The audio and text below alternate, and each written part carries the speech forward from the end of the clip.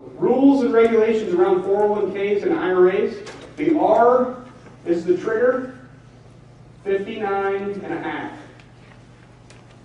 The IRS defines individual retirement as 59.5, which means if you put money in a 401k, you leave and go get a new job, you roll it into an IRA, and you say, okay, I'm 28 and I want to pull the money out.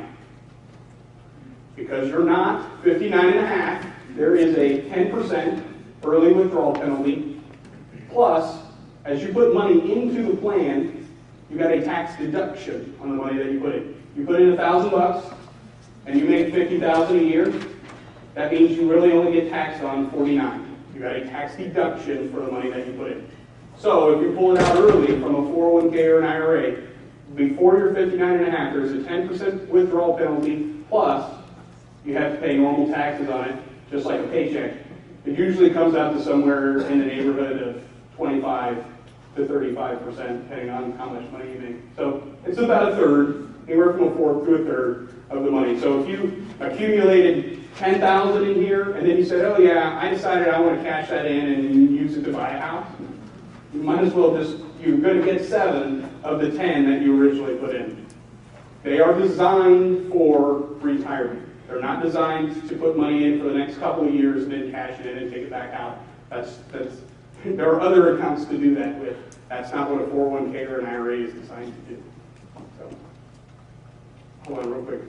Yes, ma'am? If you're past 59.5 and you take out money, then you don't have to pay anything. If you're past 59.5, then the 10% penalty goes away.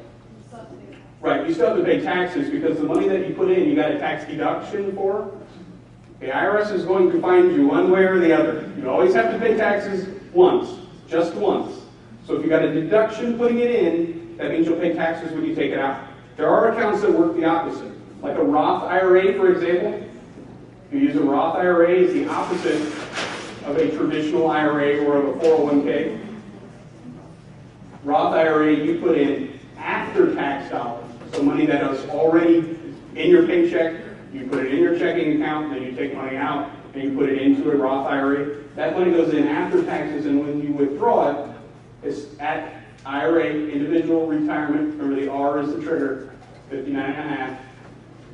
There are no taxes on the growth of the money because you put in after-tax money originally, no taxes on the withdrawal.